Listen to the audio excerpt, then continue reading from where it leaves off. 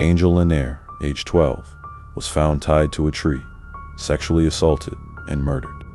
Her mother later said she had a smile so bright it lit up a room. Eric Middlebrooks, 14, was a Boy Scout. Last seen fixing a neighbor's bicycle before his body was found behind a trash bin.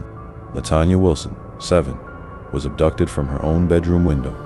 Her body wouldn't be found for over a year. Joseph Bell, 15, had a learning disability. He loved music and wanted to be a drummer. Some of the names became symbols of the horror. Others became statistics. By spring of 1981, more than 24 children and young adults were dead or missing. A city that prided itself on resilience was now in mourning and on edge. Parents kept their kids home from school. Curfews were enforced. Street corners, once filled with laughter, now sat silent. No one knew when or if the killing would stop.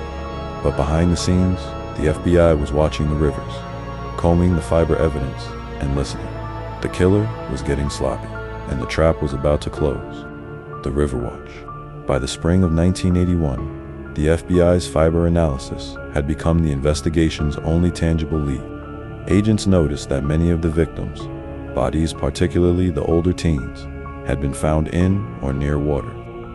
Rivers like the Chattahoochee, South River, and Proctor Creek became disposal sites. The Bureau theorized that the killer might be using bridges at night to dump the bodies, hoping the current would destroy evidence or wash the victims far from where they had been killed. So the FBI set a trap. They began a covert stakeout of dozens of bridges throughout Atlanta, placing agents undercover at various vantage points. They worked overnight shifts, staying completely hidden. The operation was long, methodical, and grueling. On May 22, 1981, around 2:52 a.m., 2 officers positioned underneath the James Jackson Parkway Bridge over the Chattahoochee River heard a splash. They radioed nearby officers, who saw a white 1970 Chevrolet station wagon slowly pulling off the bridge. Inside the car was a 23-year-old black man named Wayne Bertram Williams. The agents stopped him. Williams claimed he was a music producer on his way to audition a young singer, but his story quickly raised suspicions. He couldn't name the person he was auditioning. The address he gave didn't exist.